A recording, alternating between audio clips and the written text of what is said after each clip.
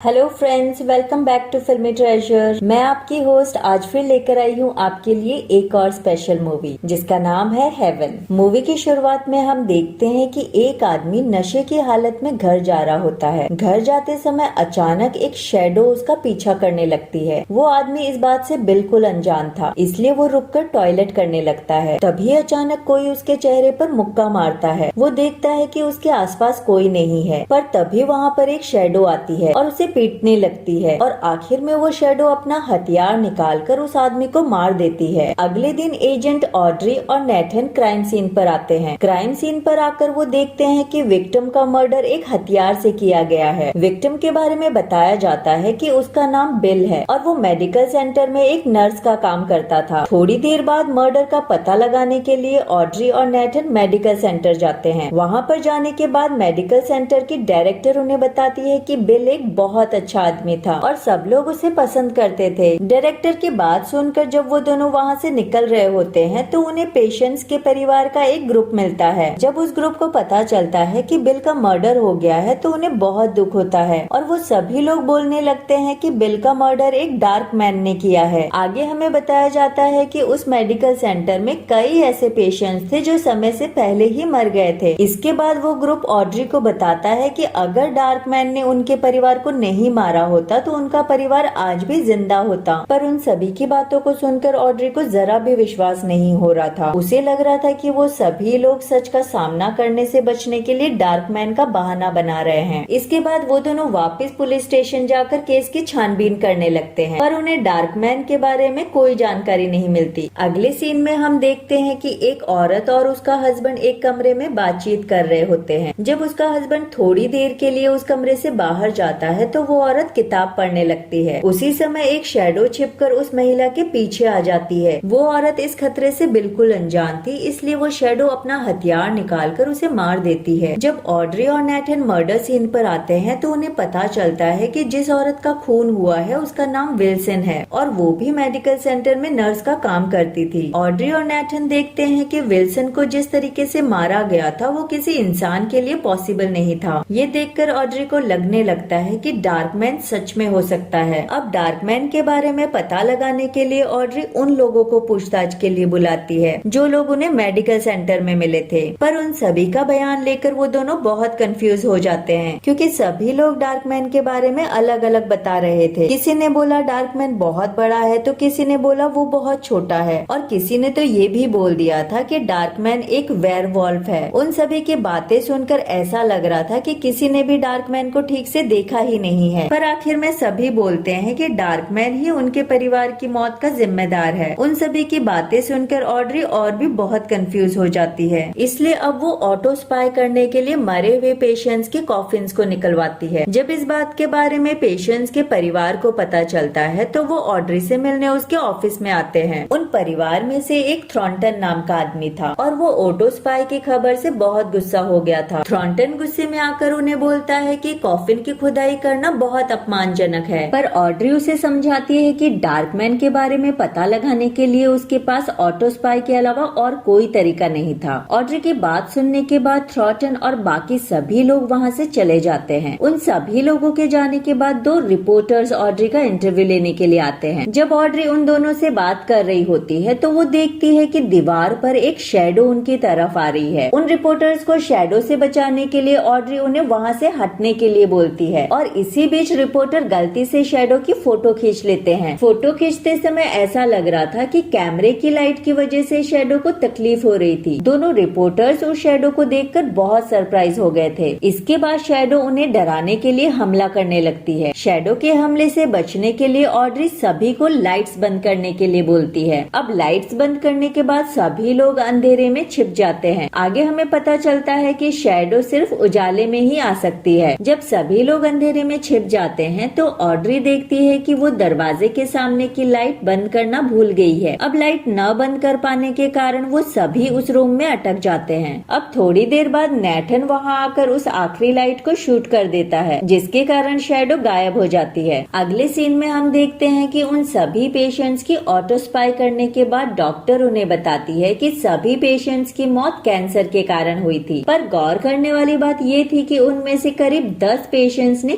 Chemotherapy की दवा नहीं ली थी, जिसका मतलब ये था कि अपनी दवा ना लेने के कारण वो सभी पेशेंट समय से पहले ही मर गए थे। डॉक्टर की ये रिपोर्ट सुनकर नेथन समझ जाता है कि उन दोनों नर्सेस ने दवा को पेशेंट्स को देने के बजाय ब्लैक मार्केट में बेच दिया था। थोड़ी देर खोजबीन करने के बाद ऑड्री और नेथन को पता चलता है कि पिछले कई महीनों में नर्सेस के बैंक अकाउंट में बहुत सारे पैसे जमा हुए थे। ऑड्री और नेथन को ये भी पता चलता है कि पेशेंट्स की मौत का बदला लेने के लिए ही शैडो ने नर्सेस का मर्डर किया था। अब इतना सब पता लगाने के बाद भी उन्हें 2 सवालों के जवाब ढूंढने थे। पहला सवाल था कि शैडो ने ऑड्री पर हमला क्यों किया था और दूसरा सवाल था कि शैडो कहां से आ रही है। अब अपनी खोजबीन को पूरी करने के लिए वो दोनों वापस मेडिकल सेंटर जाते हैं। जब वो दोनों मेडिकल सेंटर जाते हैं तो वो देखते हैं कि थ्रॉन्टन और डॉक्टर एक दूसरे से बात कर रहे हैं, पर गौर करने वाली बात ये थी कि थ्रॉन्टन की कोई परछाई नहीं थी। ये देखकर ऑड्री और नेथन बहुत सरप्राइज हो जाते हैं और वो ये देखकर समझ जाते हैं कि थ्रॉन्टन की शैडो ही डार्कमैन है। उसके बाद वो दोनों थ्रॉन्टन को एक रूम में ले जाकर रूम की सभी लाइट्स बंद कर देते हैं। लाइट्स बंद करने के बाद थ्रॉन्टन उन्हें बताता है कि उसकी वाइफ के गुजरने के बाद उसकी शैडो में खुद की अकल आ गई थी और उसे जब भी गुस्सा आता था उसकी शैडो उसके शरीर से निकलकर हर बार किसी आदमी को मार देती थी। अब ऑड्री शैडो को जेल में डालने के लिए थ्रॉन्टन से एक झूठ बोलती है। वो उससे बोलती है कि उन नर्सेस के अलावा 2 डॉक्टर्स भी उन कैंसर पेशेंट्स की मौत के जिम्मेदार थे और उन डॉक्टर्स को पूछताछ के लिए कस्टडी में रखा गया है। ऑड्री की ये बात थ्रॉन्टन सच मान लेता है और उसे बहुत गुस्सा आ जाता है। इसके बाद ऑड्री वापस पुलिस स्टेशन चली जाती है। अब डॉक्टर से बदला लेने के लिए शैडो भी ऑड्री का पीछा करते हुए पुलिस स्टेशन तक आ जाती है, जहाँ पर ऑड्री ने पहले से ही फोटोग्राफी इक्विपमेंट्स लगा रखे थे। जैसे ही शैडो उस रूम में आती है, ऑड्री उस पर कैमरे के जरिए हमला कर देती है। उन हमलों के कारण अब शैडो घायल होकर वापस थ्रॉन्टन के पास चली जाती है। मूवी के आखिर में हम देखते हैं कि शैडो को घर से बाहर निकलने से रोकने के लिए थ्रॉन्टन के घर के दरवाजे और खिड़कियों को पूरी तरह से बंद कर दिया जाता है। ऐसा करने के कारण थ्रॉन्टन का घर एक मॉडिफाइड जेल बन गया था, जहाँ पर शैडो हमेशा के लिए कैद हो गई थी। और यहाँ पर मूवी का दी एंड होता है। मूवी पसंद आई हो तो वीडियो को लाइक करें और कमेंट्स करके जरूर बताएं। अगली मूवी के लिए चैनल को सब्सक्राइब जरूर करें।